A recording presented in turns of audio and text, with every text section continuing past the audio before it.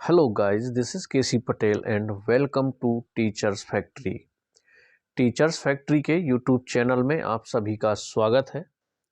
जैसा कि मैंने कहा था कि 12 तारीख से आपकी एमपी टेट वर्ग 2 की जिसे माध्यमिक शिक्षक पात्रता परीक्षा 2023 जिसका नोटिफिकेशन आउट हो चुका है, 12 तारीख से आपकी मैथ की क्लासेस स्टार्ट हो जाएंगी।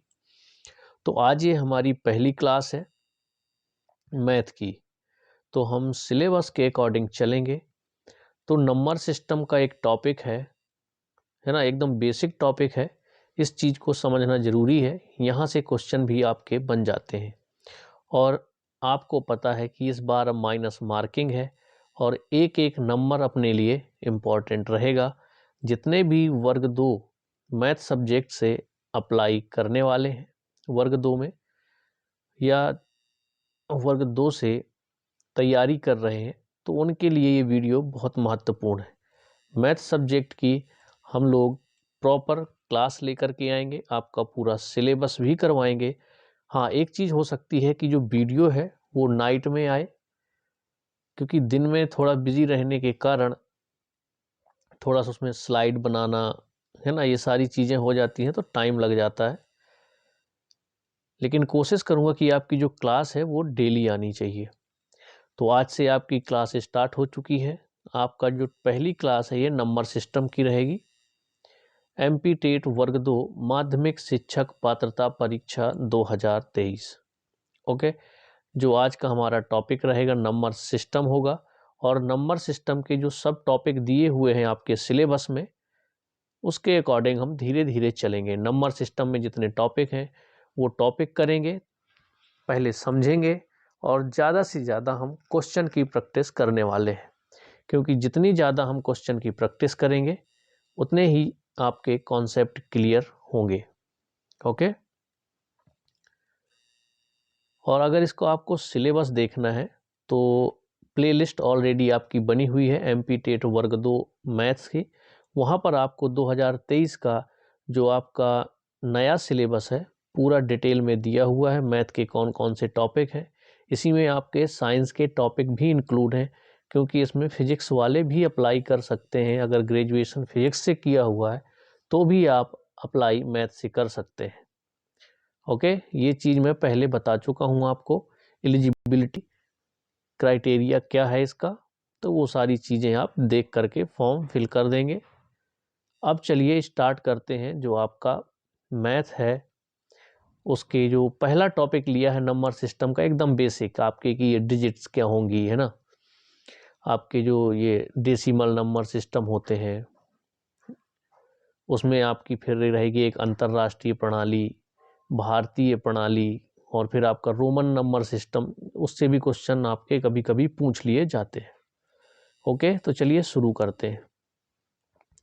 अब हम बात करें सबसे पहले नंबर सिस्टम में आपका अगर आता है अंक। अंक होते क्या हैं, सबसे पहले समझने वाली बात है कि अंक होते क्या हैं। तो आपके जो अंक हैं वो गणित में 0 to 9 होते हैं।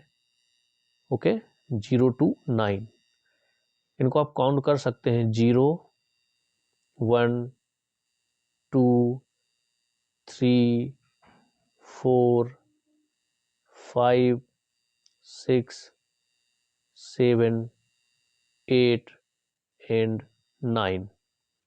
तो ये आपके कहलाते हैं क्या, डिजिट। यानी कि आपके अंक कितने हैं, 0 to 9 आपके अंक होंगे।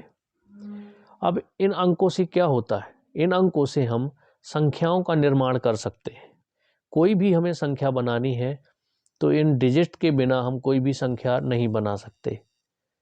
कैसे, मान लीजिए हमें 425 लिखना है, तो देखिए इन्हीं डिजिट में से ये नंबर लिए गए हैं। 4 लिया गया है, 2 लिया गया है और 5 लिया गया है। तो अगर हमें संख्याओं का निर्माण करना है तो किसका प्रयोग करेंगे, अंकों के द्वारा। यानी कि ये जो अंक दिए हुए हैं 0 से 9 तक आपके अंक हैं, इंग्लिश में आप इन्हें डिजिट कहेंगे। ओके,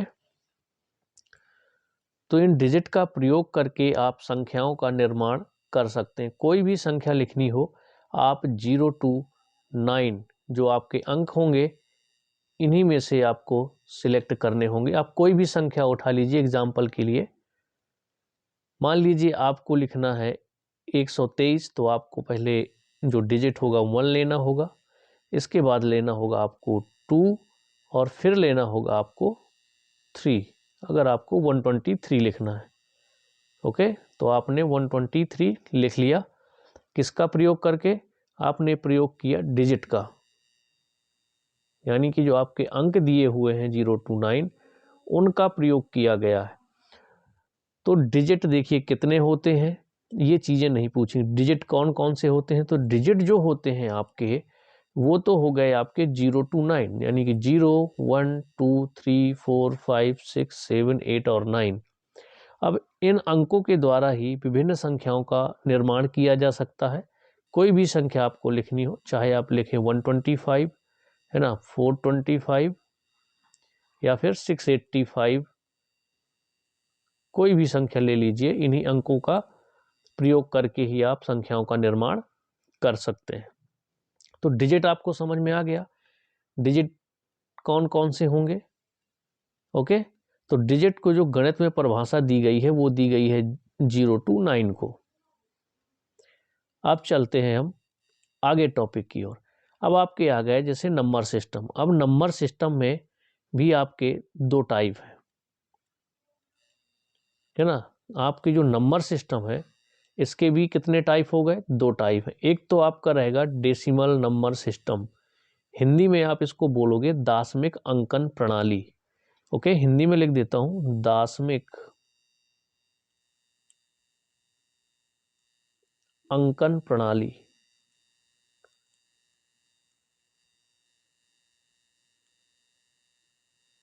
ओके, ये हो गया आपका दाशमिक अंकन प्रणाली यानी कि डेसिमल नंबर सिस्टम।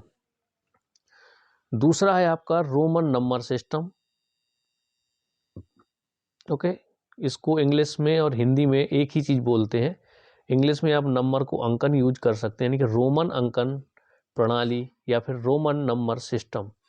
तो आपके नंबर सिस्टम के दो टाइप हो गए, डेसिमल नंबर सिस्टम और रोमन नंबर सिस्टम।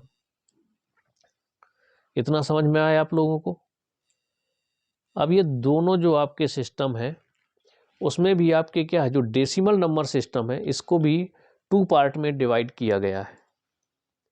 एक आपका रहेगा भारतीय संख्या प्रणाली और दूसरा रहेगा आपका अंतरराष्ट्रीय संख्या प्रणाली। ओके, पहला हो जाएगा भारतीय संख्या प्रणाली, दूसरा हो जाएगा आपका अंतरराष्ट्रीय संख्या प्रणाली। ये किसके अंदर आए आपके? ये आ गए डेसिमल नंबर सिस्टम के अंदर। ये जो डेसिमल नंबर सिस्टम है ना, उसके अंदर आपके ये दो प्रणालियां आ गई, भारतीय संख्या प्रणाली और अंतरराष्ट्रीय संख्या प्रणाली। इतना समझ में आया? अब हम बात करें अगर भारतीय संख्या प्रणाली की, किस तरह से हम भारतीय संख्या प्रणाली में अंकों को लिखते हैं। ओके, तो सबसे पहले जो भारतीय संख्या प्रणाली में लिखते हैं वो इस तरह से चलता है आपका। सबसे पहले आपका क्या? इकाई, फिर होगा आपका दहाई, फिर होगा आपका सैकड़ा, फिर लिखते हैं हम हजार, 10,000, लाख, 10 लाख, करोड़, 10 करोड़। तो भारतीय संख्या प्रणाली में आप जो अंकों को लिखते हैं वो इस तरह से लिखते हैं। सबसे पहले इकाई, फिर दहाई, फिर सैकड़ा, फिर हजार, फिर उसके बाद आएगा 10,000, फिर लाख, 10 लाख, करोड़ और 10 करोड़। इतना समझ में आया? इसके बाद हम बात करेंगे अंतरराष्ट्रीय संख्या प्रणाली। अब अंतरराष्ट्रीय संख्या प्रणाली में आपको पहले तो एक जैसा ही लिखेंगे, इकाई, इसके बाद आपका दहाई आएगा, फिर आएगा आपका सैकड़ा और हजार, इसके बाद 10,000। यहाँ तक तो आपका भारतीय संख्या प्रणाली जैसा ही है। 10,000 के बाद आपको 100,000 लिखेंगे, 100,000 के बाद 1 मिलियन और 1 मिलियन के बाद आप 10 मिलियन उसको पढ़ेंगे, यानी कि 10,000 तक तो सेम है। ओके, उसमें आपका जो संख्या प्रणाली है उसमें देखिए क्या था, 10,000, 10,000 के बाद यहाँ पर होता है लाख, यहाँ होता है आपका 10 लाख, फिर यहाँ पर होता है आपका करोड़। ओके, करोड़ के बाद और जाएगा 10 करोड़। इस तरह से आप लिख सकते हैं। तो देखिए कितना अंतर है इसमें, अंतर्राष्ट्रीय संख्या प्रणाली और हम बात करें भारतीय संख्या प्रणाली में। तो भारतीय संख्या प्रणाली में यहाँ तक यानी कि 10,000 तक, और अंतर्राष्ट्रीय संख्या प्रणाली में भी 10,000 तक सेम एक जैसा ही लिखते हैं। यहाँ पर आपको दिख रहा होगा ये अंतर्राष्ट्रीय प्रणाली है, 10,000 तक सेम ही है, इकाई, दहाई, सैकड़ा, हजार और 10,000। बात करें भारतीय संख्या प्रणाली में तो उसमें भी यहाँ तक सेम है, इकाई, दहाई, सैकड़ा, हजार, 10,000।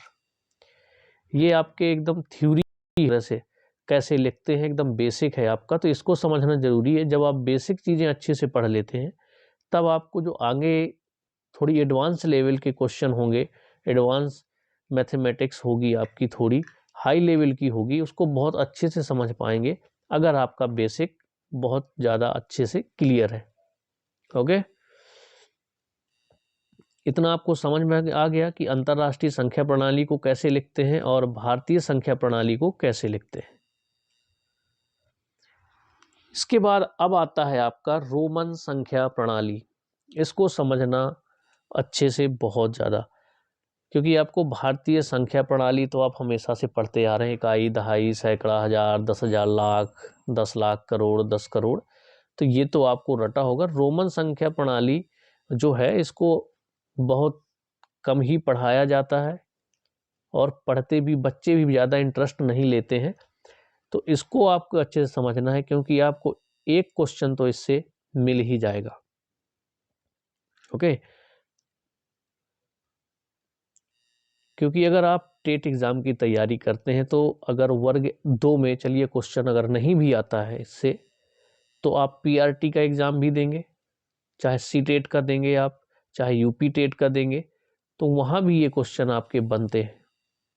ओके, और अगर गलती से आपका मान लीजिए वर्ग 2 में आ गया 1 नंबर का, तो आपका 1 नंबर चला जाएगा अगर आपने इसको अच्छे से नहीं समझा।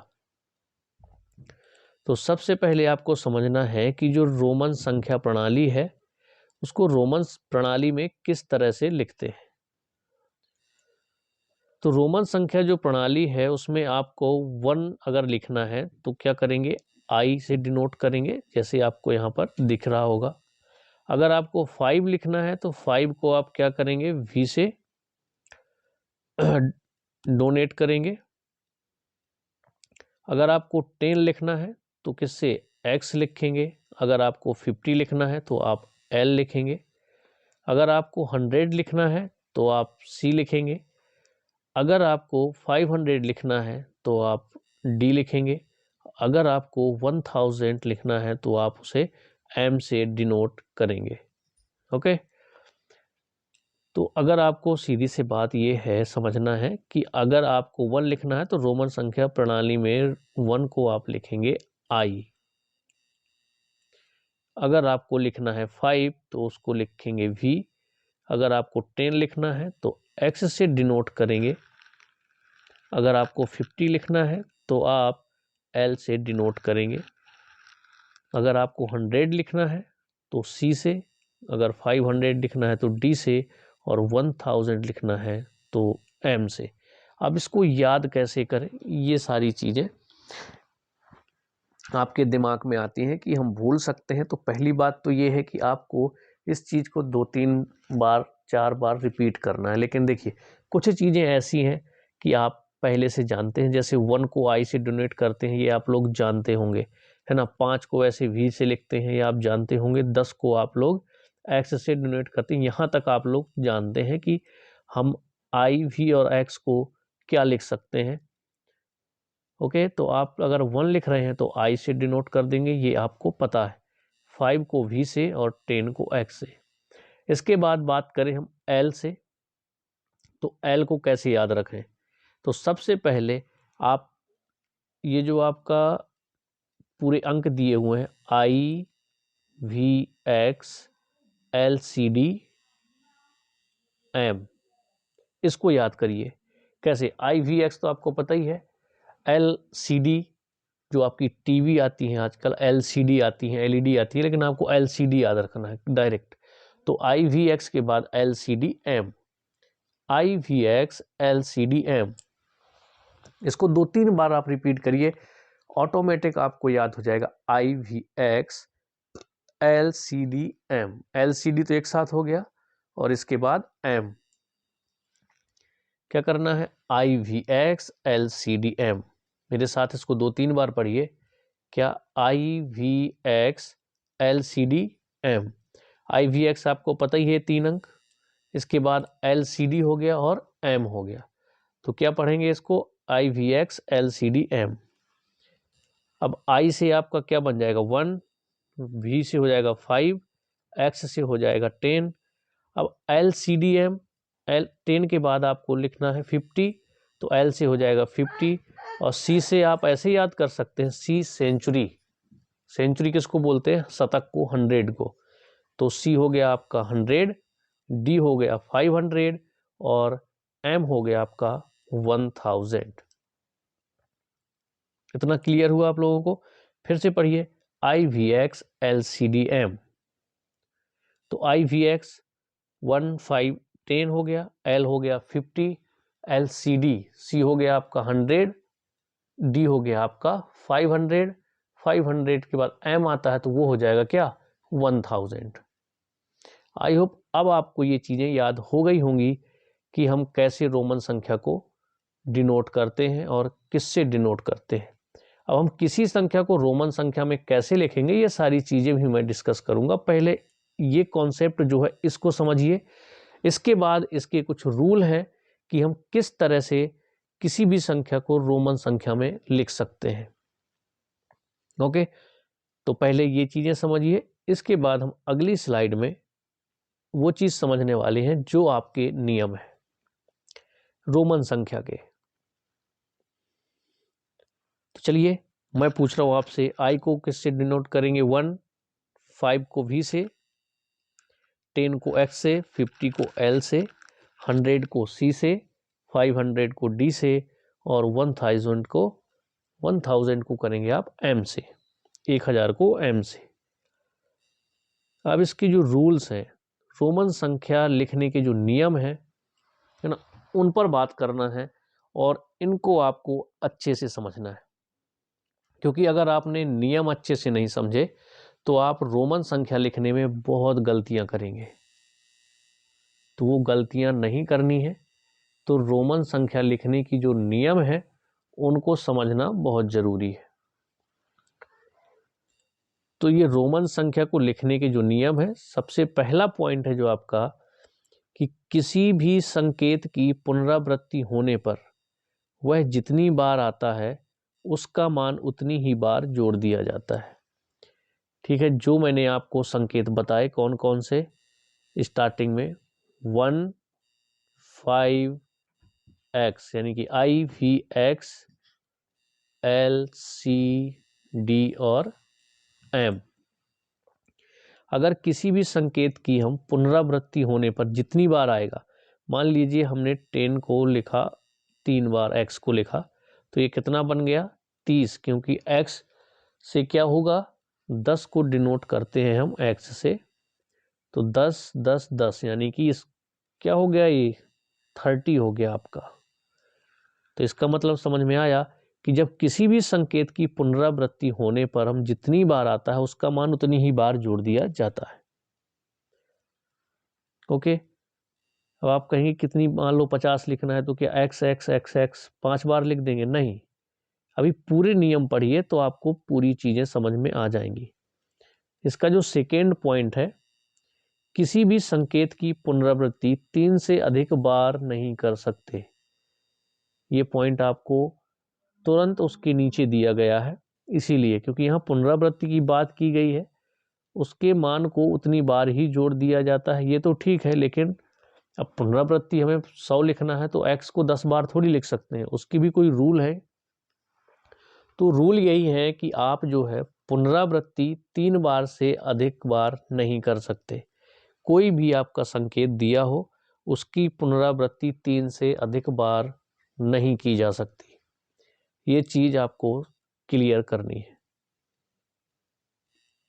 अब जो तीसरा पॉइंट है वो है आपका VLD की कभी पुनरावृत्ति नहीं होती। बिल्कुल इसको रट लीजिएगा। कहने का मतलब ये है कि V, L और D ये जो 3 संकेत हैं इनकी पुनरावृत्ति कभी भी नहीं होती। आप रोमन संख्या लिखते टाइम पर VLD को जो पुनरावृत्ति है यानी कि कभी पर भी VB या फिर LL या फिर DD नहीं देखेंगे। अगर कहीं पर ऐसा देखते भी हैं तो ये रोमन संख्या में जो लिखा हुआ है ये गलत लिखा हुआ है, क्योंकि इस तरह से आप रोमन संख्या में लिख ही नहीं सकते। तो 3 पॉइंट यहाँ पर बता दिए गए। पहला कि आप किसी भी संकेत की जितनी बार पुनरावृत्ति करते हैं उतनी बार उस संख्या को जोड़ दिया जाता है। दूसरा कि किसी भी संकेत की जो पुनरावृत्ति है वो 3 से अधिक बार नहीं कर सकते। इसके अलावा जो VLD जो संकेत हैं इनकी पुनरावृत्ति नहीं होती।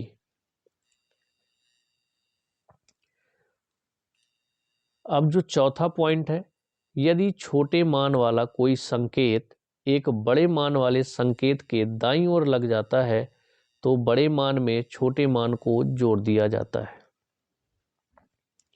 यदि छोटे मान वाला कोई संकेत एक बड़े मान वाले संकेत के दाईं ओर लग जाए, मान लीजिए यहाँ पर हमने लिखा x, ये 10 है, इसके बाद लिख दिया हमने v, तो ये क्या बन गया 15 बन गया। तो क्या जोड़ा हमने 10 का जो संकेत है वो आपका x है और 5 का संकेत जो है वो v है। तो जो मान वाला जो संकेत है वो दाईं साइड लग गया, बड़े संकेत के दाईं साइड छोटा संकेत लग गया है आपका। तो क्या कर दिया हमने, बड़े मान में छोटे मान को जोड़ दिया, यानी बड़ा मान आपका यहाँ पर 10 है और छोटा मान आपका यहाँ पर 5 है। तो 10 और 5 15 हो गया यहाँ पर। तो यहाँ पर x और v अगर लिखा हुआ है तो आप क्या कहोगे, यहाँ पर 15 हो गया है। अगला पॉइंट है, यदि छोटे मान वाला कोई संकेत एक बड़े मान वाले संकेत के बाईं ओर लग जाता है तो बड़े मान में छोटे मान को घटा दिया जाता है। अगर यही चीज़ मान लीजिए बड़ा मान आपका x है और छोटे मान को मैंने बाईं ओर लिख दिया तो इसको क्या कर दिया जाएगा, बड़े मान में से इसको माइनस कर दिया जाएगा, यानी 10 में से 5 चले गए तो कितना बचा आपका 5 बचा।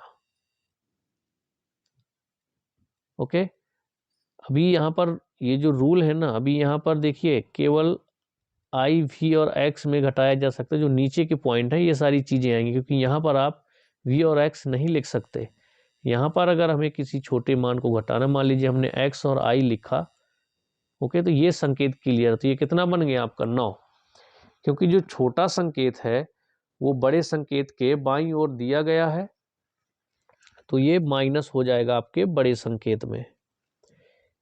बड़ा संकेत हो गया आपका x और छोटा संकेत जो बन गया आपका i, यानी कि अगर हमें 9 लिखना है तो i और x लिख देंगे। और अगर यही छोटा दाईं ओर लिख दिया जाए तो उसी बड़े संकेत में आपका क्या हो जाएगा, जुड़ जाएगा, उसे जोड़ दिया जाएगा, ये बन जाएगा आपका 11। और अगर इसी को बाईं ओर लिख दे तो ये बन जाएगा आपका 9। तो यही है चौथा और पांचवा पॉइंट, क्या है आपका, यदि छोटे मान वाला कोई संकेत एक बड़े मान वाले संकेत के दाईं ओर लग जाता है तो बड़े मान में छोटे मान को जोड़ दिया जाता है। अगर यहाँ पर लिखा हमने x और छोटा जो संकेत है उसको लिख दिया दाईं साइड तो ये बन गया 11, क्योंकि यहाँ पर सीधे लिखा हुआ कि जब दाईं ओर लिखा जाता है तो बड़े मान में छोटे मान को जोड़ दिया जाता है, तो ये जुड़ के बन गया 11। और यहाँ पर अगर बाईं ओर इसी को लिख दिया जाए तो ये बन जाएगा आपका 9, यानी कि 9। 10 में से 1 आपका माइनस हो गया। इसी पॉइंट में यही चीज़ लिखी है कि जब बाईं ओर लग जाता है छोटा संकेत तो बड़े मान में से छोटे मान को घटा दिया जाता है। अब देखिए यहाँ पर जो 6th पॉइंट है ये भी इम्पोर्टेंट है, VLD के मानों को कभी घटाया नहीं जा सकता। इसके पहले जब मैंने लिखा था कि v और x इस तरह से, तो ये 5 बन गया, तो ये गलत था संकेत। मैंने इसीलिए कहा था कि ये एक समझाने के लिए बता दिया, लेकिन इस तरह से हम रोमन संख्या में नहीं लिख सकते। वो जो छठवां पॉइंट है वो यही चीज़ बता रहा है कि जो VLD के मान है इनको कभी घटाया नहीं जा सकता। जब घटाया नहीं जा सकता तो उनको पहले यहाँ पर नहीं लिख सकते, घटाने के लिए नहीं लिख सकते आप। ओके, इनको घटाया ही नहीं जा सकता। दो चीज़ें, एक पॉइंट था आपका VLD की पुनरावृत्ति नहीं होती, यहाँ पर मैंने अभी बताया था। तीनों ये याद रखना है आपकी, जो VLD है इनकी आपकी पुनरावृत्ति नहीं होगी और VLD को कभी घटाया नहीं जा सकता, ये भी पॉइंट आपको याद रखना है।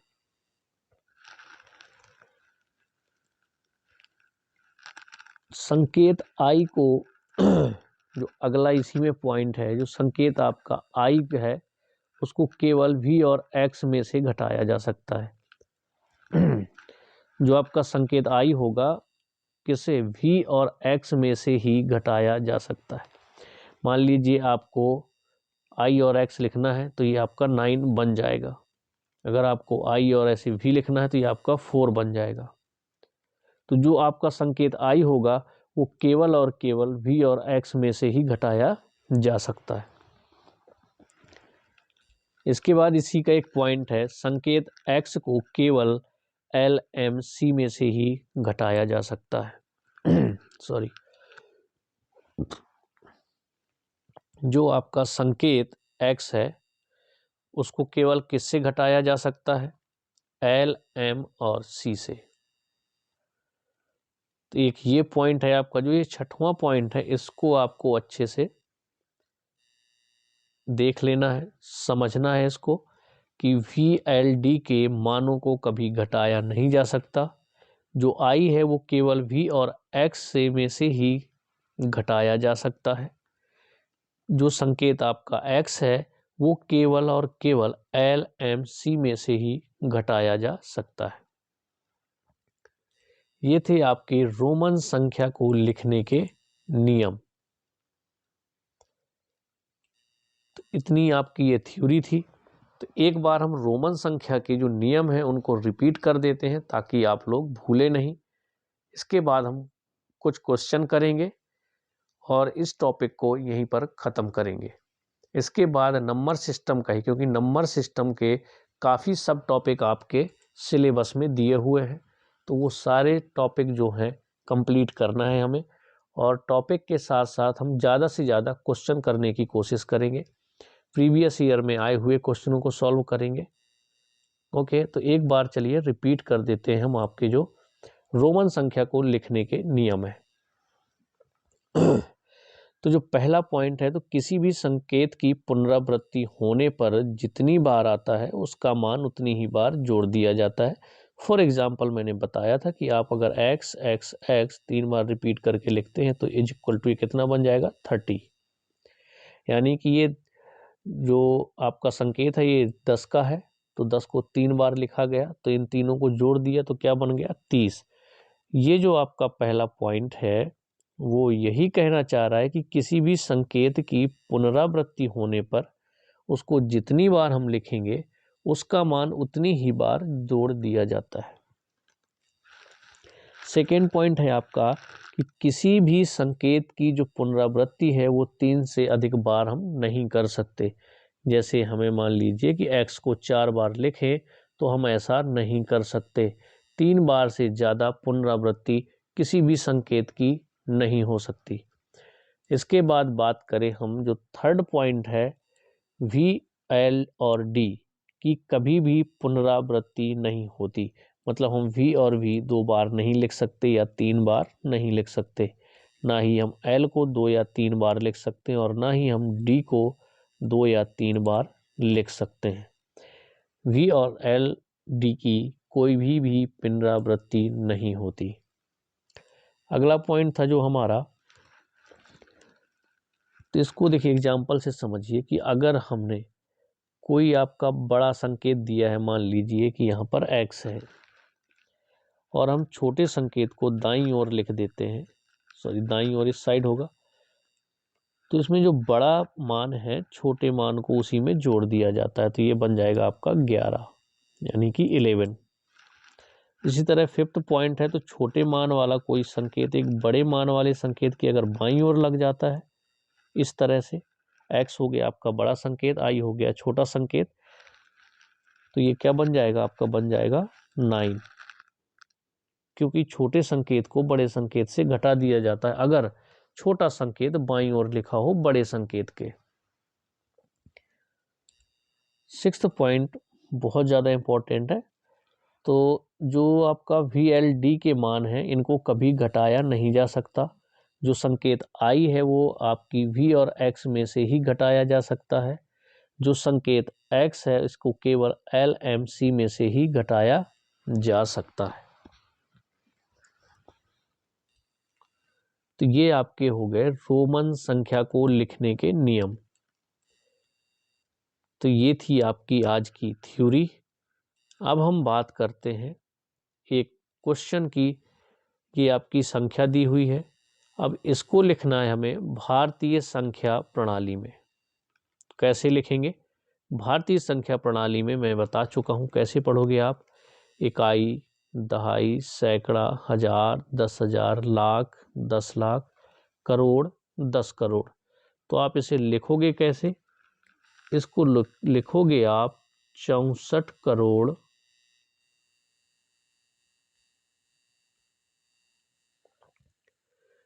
32 लाख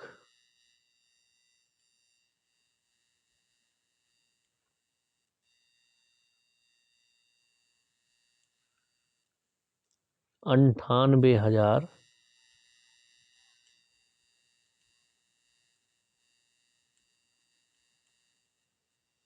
210।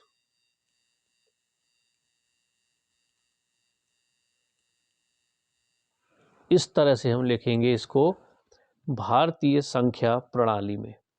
स्टार्टिंग में मैं आपको थ्योरी में बता चुका हूं कि जो आपकी डेसिमल नंबर सिस्टम है उसके 2 टाइप्स हैं, उसी में भारतीय संख्या प्रणाली और एक अंतर्राष्ट्रीय संख्या प्रणाली है। तो भारतीय संख्या प्रणाली में अगर हमें लिखना है तो हम इसे इस तरह से लिखेंगे। अब एक क्वेश्चन आपके लिए होमवर्क रहेगा, देखते हैं कमेंट्स में कितने बच्चों का सही आने वाला है। जो सेकेंड है इसी को हमें लिखना है अंतर्राष्ट्रीय संख्या प्रणाली में। तो ये लिख के आपको बताना है।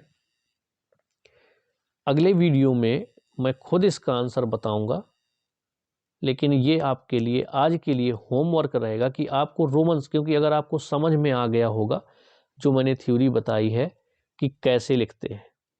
ओके, अगर एक एग्जांपल बताना हो तो मैं बता देता हूँ, थोड़ा सा आपको हिंट मिल जाएगी अगर दूसरी संख्या को लिख के मैं बताऊंगा।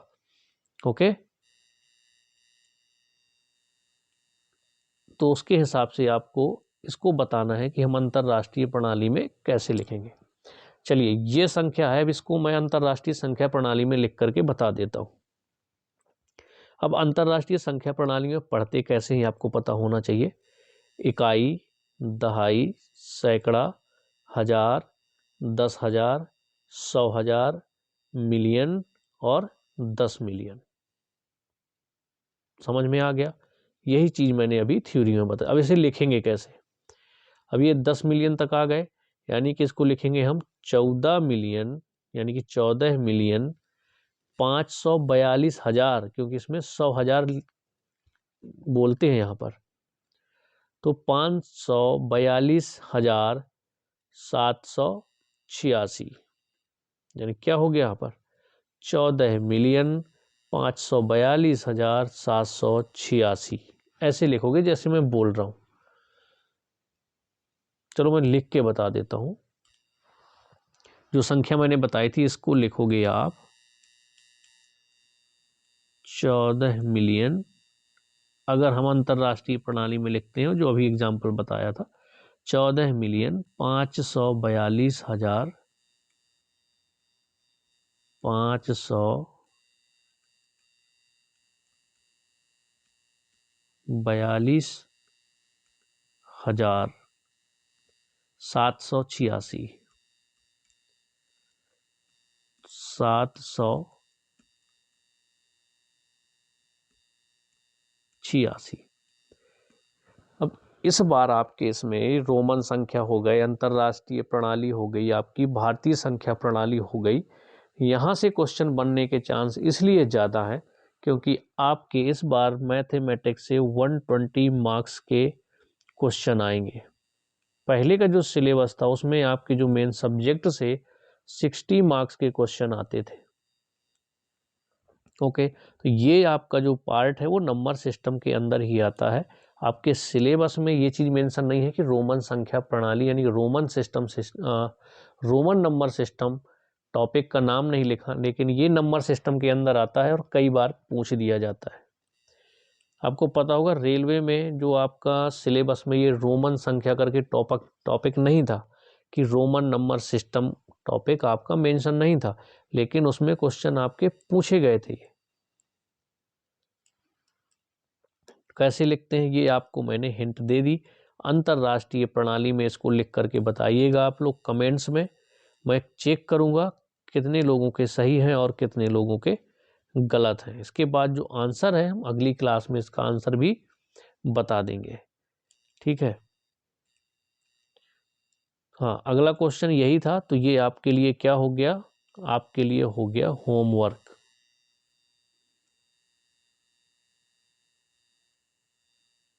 और अगर आपको कोई डाउट रह जाता है तो आप कमेंट्स में बता सकते हैं, क्या चीज़ समझ में नहीं आई वो चीज़ भी आपको कमेंट्स में ही बताना है। अब हम आ जाते हैं रोमन नंबर सिस्टम में। अब रोमन नंबर सिस्टम में किसी संख्या को कैसे लिखेंगे, उसके लिए सबसे ज़्यादा है जो मैंने आपको नियम बताए हैं रोमन संख्या सिस्टम को लिखने के, उनको दिमाग में रखना है और इसके बाद आप कोई भी संख्या को रोमन संख्या में लिख सकते हैं। ये आपके जितने हैं ये 1 to 100 आपकी रोमन संख्या लिखी हुई है। यहाँ 70 तक लिखी हुई है। 80 को क्या लिख सकते हैं, 90 को क्या लिख सकते हैं और 100 को क्या लिख सकते हैं। इसके बाद 90 के आगे जाना है तो 1 है तो यहाँ पर 1 ऐड करते जाइए, 2 होगा तो 2 ऐड करते जाइए तो 92 बन जाएगा। ये इस तरह से आपके बनेंगे। तो एक बार अगर आप चाहो तो इसका स्क्रीनशॉट ले सकते हो। बाकी मैं आपको समझाऊंगा कि कैसे हमें रोमन संख्या में किसी भी संख्या को लिखना है। अब देखिए, जो आपके यही संख्या दिए हुए हैं इन्हीं से हम देखते हैं कैसे लिखेंगे। चलिए मान लीजिए हमें 33 लिखना है। ओके, अब अगर हमें 33 लिखना है तो हम किसी भी संख्या की, देखिए 33 को कैसे लिख सकते हैं, ऐसे डिवाइड करके अगर आप रोमन संख्या लिखेंगे तो बहुत अच्छे से आप लिख पाएंगे। यानी कि 30 + 3 यानी कि 30 + 3। अब 30 कैसे लिखेंगे, हम x को 3 बार लिख ले तो ये बन जाएगा आपका 30, क्योंकि 3 से अधिक बार हम किसी भी संकेत की पुनरावृत्ति नहीं कर सकते। इसके बाद 3 को कैसे लिखते हो, 3 i बना दीजिए, आपका लिख गया क्या, ये 3। इस तरह से आपका बन गया क्या, 33। ओके, ये चीज़ समझ में आ गई आपको कि कैसे हमें 33 लिखना है। इसका स्क्रीनशॉट ले लीजिए और ये पीडीएफ अगर आपको चाहिए तो टेलीग्राम चैनल में आपको इसकी पीडीएफ भी मिल जाएगी। टेलीग्राम चैनल की जो लिंक है वो आपको डिस्क्रिप्शन में मिल जाएगी, या फिर आप टेलीग्राम चैनल पर जाइए, वहाँ पर टीचर्स फैक्ट्री नाम से सर्च करिए। जो चैनल का नाम है यूट्यूब पर वही आपको सर्च करना है टेलीग्राम पर, तो आपको हमारा चैनल मिल जाएगा। वहाँ से आप ज्वाइन कर लीजिए, वहाँ पर आपको ये पीडीएफ मिल जाएगी। अगर आपको ये रोमन संख्या देखनी है तो आपको 100 तक की यहाँ पर लिखी हुई है। अब अगर मान लीजिए कोई और एक संख्या है, 65 लिखना है हमें। ओके, अब 60 कैसे लिखोगे, 65 को 60 + 5। अब हमें सबसे पहले लिखना है 60 यानी कि 60 लिखना है। अब 60 कैसे लिखेंगे आप, एल तो बोलते हैं आप 50 को, पता ही है, मैंने बताया था IVX LCDM, इतना याद कर लीजिए। I हो गया आपका 1, V हो गया आपका 5, X हो गया आपका 10, LCDM बचा तो L हो गया 50, C हो गया आपका 100, D हो गया आपका 500, और m हो गया आपका 1000 यानी कि 1000। अब l आप लिखेंगे 50 को, अब 60 लिखना है तो x ऐड कर दीजिए इसमें, तो कितना हो गया, ये 60 हो गया। 60 के बाद आप इसमें 5 और ऐड करना है, तो 60 + 5 यानी कि v, l x v। 65 को आप ऐसे लिख सकते हैं रोमन संख्या में, अगर आपका लिखने के लिए आ जाता है एग्जाम में, क्योंकि आपसे ऐसे ही क्वेश्चन पूछे जाएंगे। कोई ऊपर संख्या दे दी जाएगी, मान लीजिए दे दी गई आपकी 88, 89, 68, इसको रोमन संख्या में लिखिए और 4 आपको ऑप्शन दे दिए जाएंगे। ओके, तो चलिए इससे रिलेटेड कुछ क्वेश्चन कर लेते हैं, तो आपको समझ में और आ जाएगा। अगर ये रोमन संख्या जो लिखे हुए हैं यहाँ पर आपको कुछ समझ में ना आए तो आप कमेंट्स में ज़रूर पूछ लीजिएगा। मैं आपके जो अगला वीडियो हमारा आएगा उसमें मैं ये सारी चीज़ें भी आपकी क्लियर कर दूंगा। अब चलिए यहाँ पर आपको एक एक चीज़ समझनी है। ये रोमन संख्या कितना, 148 को रोमन संख्या में लिखिए। तो सबसे पहले इनको क्या करिए, आप डिवाइड करिए। क्या लिख सकते हैं आप इसको, 100 + 40 + 8। अब आप 100 को कैसे लिखेंगे, सेंचुरी मैंने याद बताया था C, ये हो गया आपका C। अब लिखना है हमें 40। अब 40 कैसे लिखेंगे आप, 50 कैसे होता है, L से। अगर इसमें हम 10 माइनस कर दें यानी कि x लिख दें, ओके, तो क्या बन जाएगा आपका, ये हो गया 40। फिर इसके बाद लिखना है हमें 8, तो 8 कैसे लिखते हैं, 5 और 3। इस तरह से आप अब इन तीनों को कंबाइन कर दीजिए। अब देखिए सबसे ज़्यादा डाउट क्या होता है, यहाँ पर जो आपका ये 40 है, तो मैंने आपको रूल में बताया था कि जो x है उसको आप किससे घटा सकते हैं, है ना। मैं आपको नियम दिखा देता हूँ तो आपकी ये चीज़ें और क्लियर होती चली जाएंगी। ये देखिए, संकेत जो आपका x है उसको केवल L M C में से ही घटाया जा सकता है। तो मैंने क्या किया, L से ही उसको माइनस किया था ताकि हम इसको क्या लिख सकें, 40 लिख दें। तो आपने इसको कैसे डिवाइड किया, पहले लिखा 100, फिर लिखा आपने 40, 40 और फिर लिखा आपने 8। अब 100 को हम C लिख सकते हैं, 40 को हम XL लिख सकते हैं और 8 को हम क्या लिखेंगे, V बनाएंगे और 3 I आ जाएंगी। ये हो गया आपका 148। आपको समझ में आया कैसे लिखना है। सबसे पहले आप उनको तोड़िए, तोड़ने के बाद आपको सही तरीके से लिखना है, क्योंकि 100 को आप लिख सकते हैं C, इसके बाद हमें लिखना है 40 तो XL लिख दिया। इसके बाद आपने 8 तो कैसे लिखते हैं वो मालूम ही है, V और 3 बार आपको I लिख देना है, तो ये बन जाएगा 8। टोटल बन गया आपका ये 148। यानी कि अगर हम रोमन संख्या में लिखना चाहें 148 को, क्या होगा, तो ये होगा आपका CXLVIII। ओके, ये लिख सकते हैं हम 148 को। इसके बाद देखिए ये आ गया आपका 88। अब इसको आप कैसे लिखेंगे, अगर आपको 88 लिखना है तो आप कैसे लिखेंगे, तोड़िए पहले 80 + 8। अब 80 कैसे लिखना है ये मैं पहले बता चुका हूं आपको किस तरह से लिखना है। यहाँ स्टार्टिंग में ही मैंने बताया था, ये देखिए यहाँ पे 80 में पहले बता चुका हूँ कैसे लिखना है। तो 50 था पहले, L को हम 50 से डिनोट करते हैं और X का 3 बार रिपीटिशन कर देते हैं तो वो 30 हो जाएगा, यानी 50 + 30 80 बन गया। ये चीज़ समझ में आई कि 80 कैसे लिखते हैं। ओके, यहाँ पर क्या हो गया, 80 + 8।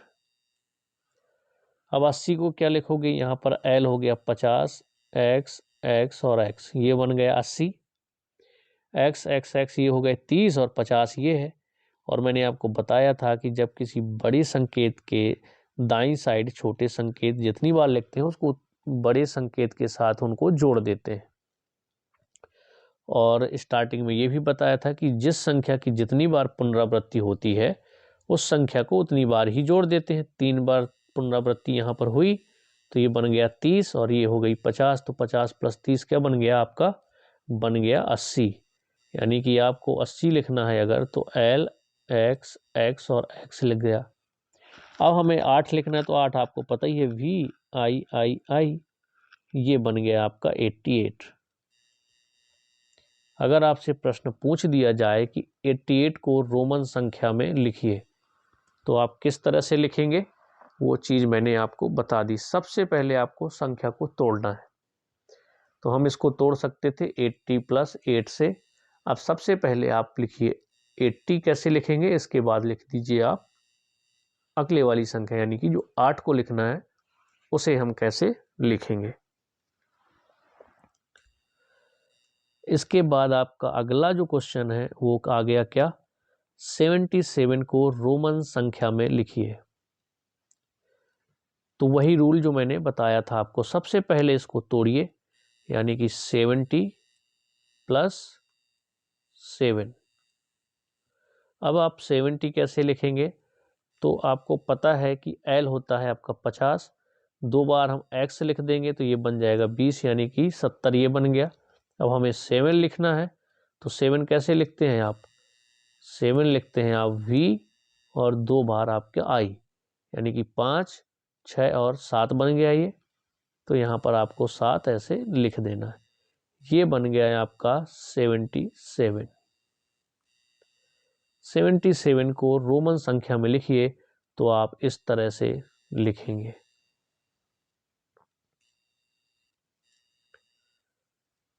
चलिए, एक संख्या आपकी ये आ गई। जो 6th क्वेश्चन है आपका, 548 को रोमन संख्या में लिखिए। तो सबसे पहले वही काम करना है जो मैंने आपको स्टार्टिंग में बताया है कि इसको तोड़ लीजिए। तो सबसे पहले इसको तोड़ोगे तो आप लिखोगे 500, फिर आप लिखोगे 40, फिर लिखोगे आप 8। अब 500 को किससे डिनोट करते हैं, क्या बताया था मैंने, IVX LCDM। तो L से हो गया 50, C से हो गया 100 और D जो है आपका वो हो जाएगा 500। तो 500 को आप लिख दोगे D। इसके बाद मैंने 40 बताया था कैसे लिखना है, तो 50 में से 10 माइनस करोगे यानी X और L, और इसके बाद आपको लिख देना है 8, यानी कि V लिखोगे और 3 I और लगा दोगे। ये बन गया है आपका 548। राइट, आपको समझ में आया किस तरह से हमें किसी भी संख्या को रोमन संख्या प्रणाली में लिखना है। उसके जो रूल है उसको आप 3 से 4 बार रिपीट करिए। इसके बाद कोई भी एग्जाम्पल ले लीजिए अपने हिसाब से। अगर आपको प्रैक्टिस करनी है तो कोई भी संख्या उठाइए और उसको कैसे रोमन संख्या में लिखना है वो आप लोग प्रैक्टिस करिए। अगर इसके बाद भी आपके डाउट रह जाते हैं तो आप कमेंट्स में हमसे पूछ सकते हैं। थ्योरी करने के बाद जब हम पूरे टॉपिक कर लेंगे तो नंबर सिस्टम के बहुत सारे क्वेश्चन हम करेंगे प्रैक्टिस के तौर पर। अब ये जो संख्या है, अब इसको होमवर्क दे दें कि मैं बताऊं अभी और कोई संख्या है क्या इसमें, नहीं। इसके बाद अगला टॉपिक था आपका अंकों के मान है, जो स्थानीय मान और वास्तविक मान। तो सबसे पहले ये जो आपका रोमन संख्या दे दिया गया यहाँ पे 1015, ये आपका होमवर्क है।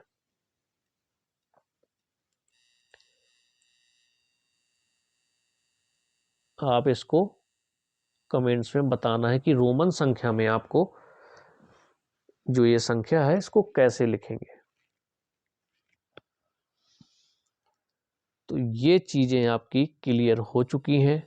अब जो नंबर सिस्टम का एक टॉपिक है, जो अंकों के मान होते हैं, स्थानीय मान, वास्तविक मान, तो इस पर भी चर्चा कर लें क्या आज ही, या इसके लिए अलग से वीडियो एक बना देंगे? चलिए इस पर बात कर लेते हैं। स्थानीय मान और वास्तविक मान की बात है, कोई बड़ा टॉपिक नहीं है, छोटा सा टॉपिक है, तो इस पर भी हम चर्चा कर ही लेते हैं। देखिए यहाँ पर जो अंकों के मान होते हैं, एक तो होता है आपका स्थानीय मान, जिसे आप बोलते हैं प्लेस वैल्यू। तो एक तो हो गया आपका प्लेस वैल्यू और दूसरा हो गया आपका फेस वैल्यू, यानी कि वास्तविक मान। अब इन दोनों को हम समझेंगे एग्जाम्पल के थ्रू, उदाहरण के थ्रू समझेंगे। उदाहरण से आपको बहुत अच्छे से समझ में आ जाएगा कि हम स्थानीय मान कैसे निकालते हैं और वास्तविक मान कैसे निकालते हैं। तो चलिए एग्जाम्पल लेते हैं, हम एक कोई भी उदाहरण ले लेते हैं और उससे समझेंगे कि आपका स्थानीय मान क्या होगा और वास्तविक मान क्या होगा। 489765 ये एक आपकी संख्या है। अब इसमें पूछ दिया जाए कि 6 का जो स्थानीय मान है वो आपको बताना है। स्थानीय मान, प्लेस वैल्यू, मतलब उसका स्थान क्या है, उसका प्लेस क्या है। किसी भी संख्या का अगर पूछ दिया जाए कि उसका आपको प्लेस वैल्यू बताना है, तो मान लीजिए ये आपकी एक संख्या दी हुई है और इसकी हमें प्लेस वैल्यू बताना है, स्थानीय मान बताना है। अब हमने बात की कि 6 का स्थानीय मान बताएं, तो 6 का स्थानीय मान क्या होना चाहिए आपका, कहाँ है आपका, इकाई और एक दहाई, यानी कि 6 और यहाँ पर आपको 0। आपका जो स्थानीय मान है वो क्या हो जाएगा, इसका 60 हो जाएगा। कहने का मतलब आपकी किसी भी संख्या का अगर स्थानीय मान पूछ दिया जाए, प्लेस वैल्यू पूछ दी जाए, तो उस संख्या के राइट साइड जितनी संख्याएं होंगी उनको आपको क्या लिख देना है, 0 लिख देना है। मान लीजिए 9 का स्थानीय मान इसमें पूछ दिया जाए तो क्या लिखेंगे, 9 लिख देंगे। इसके बाद ये 3 संख्याएं हैं राइट साइड में, तो इनको 0 कर देंगे। तो 9000 आपका 9 का स्थानीय मान हो जाएगा। अगर 8 का स्थानीय मान पूछ दिया जाए तो आपको 4 0 लिख देनी है, क्योंकि 8 के जो राइट साइड है वो आपकी 4 संख्याएं हैं। अगर 4 का स्थानीय मान पूछ दिया जाए तो 4 लिखेंगे और आपको 5 0 लिखना होगा। ये हो गया है आपका स्थानीय मान, प्लेस वैल्यू। अब आपको समझ में आया कि प्लेस वैल्यू यानी कि स्थानीय मान हम कैसे लिखेंगे। कोई भी संख्या हो आपकी, अगर आपने मान लीजिए 8 का पूछ दिया, 4 का पूछ दिया स्थानीय मान क्या होगा, 7 का स्थानीय मान क्या होगा, तो राइट साइड में आपके जितने अंक हैं वो उतने 0 लगा देना है, वही आपका आंसर होगा। मान लीजिए 6 का स्थानीय मान पूछा, तो 6 के राइट साइड सिर्फ एक ही संख्या है, तो 6 और 0। या फिर एक काम ऐसे कर सकते हैं, अगर स्टैंडर्ड तरीके से मैं बात करूं, क्योंकि आपके जो एग्जाम में क्वेश्चन आएंगे वो ऑब्जेक्टिव टाइप के आएंगे, तो आपको समझना जरूरी है कि हमें किस तरह से आंसर टिक करना है। मान लीजिए देखिए यही संख्या थी आपकी 4 8 9 7 6 और 5।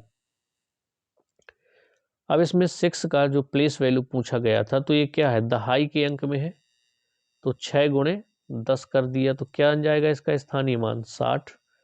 अगर हम बात करें 9 की, तो ये स्थान इसका कब है, इकाई, दहाई, सैकड़ा और हजार में, हजार में है, तो इसको आपको 9 गुणे 1000 का मल्टीप्लाई कर देना है, तो क्या हो जाएगा इसका स्थानीय मान, 9000 स्थानीय मान हो जाएगा।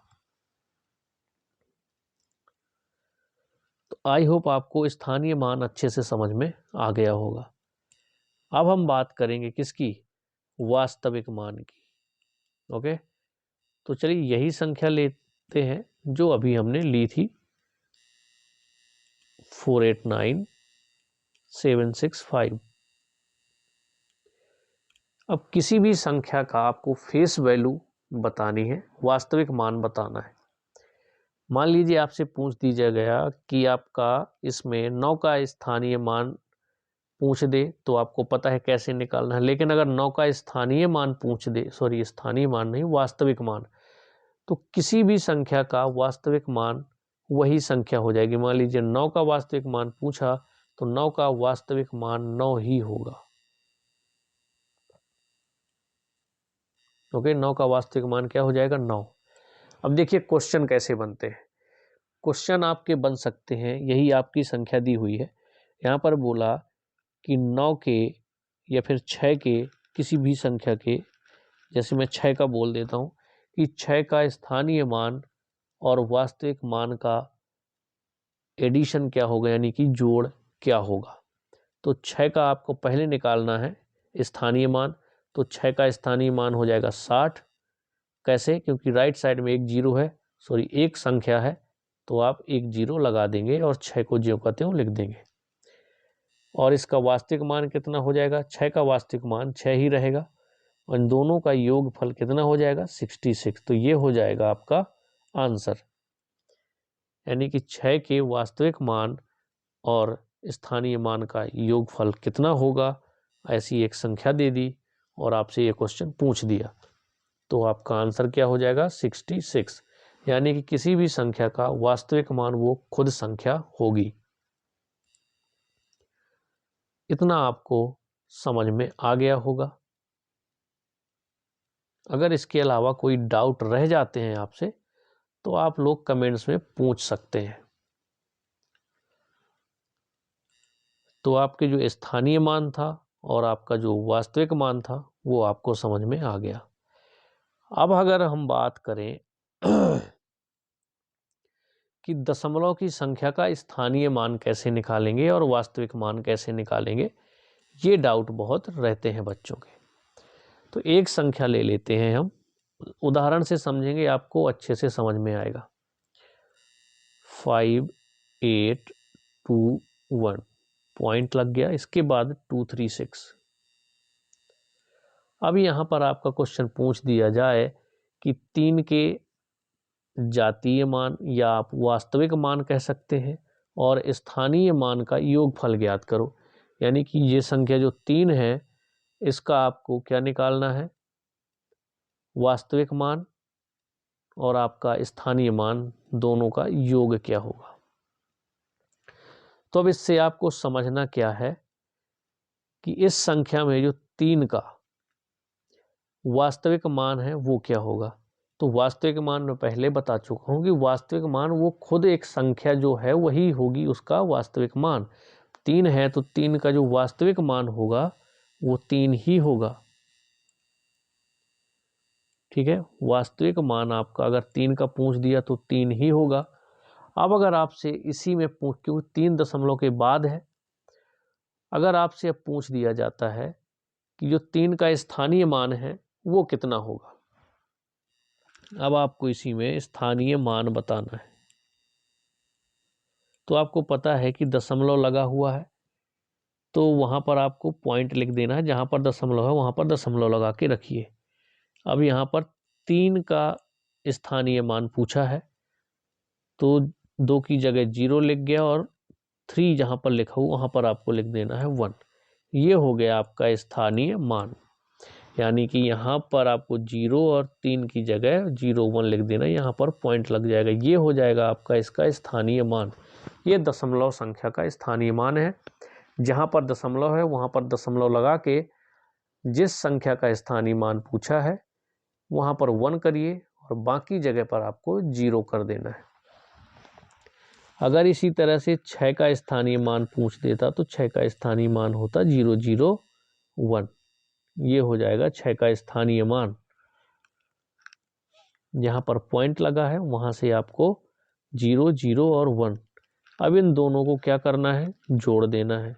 तो क्या हो जाएगा? 3.01 आपका आ जाएगा। यही क्वेश्चन पूछा गया था कि 3 के जातीय मान या फिर वास्तविक मान कह सकते हो उसको, और स्थानीय मान का योगफल कितना होगा। तो ये चीज आपको क्लियर हो गई होगी।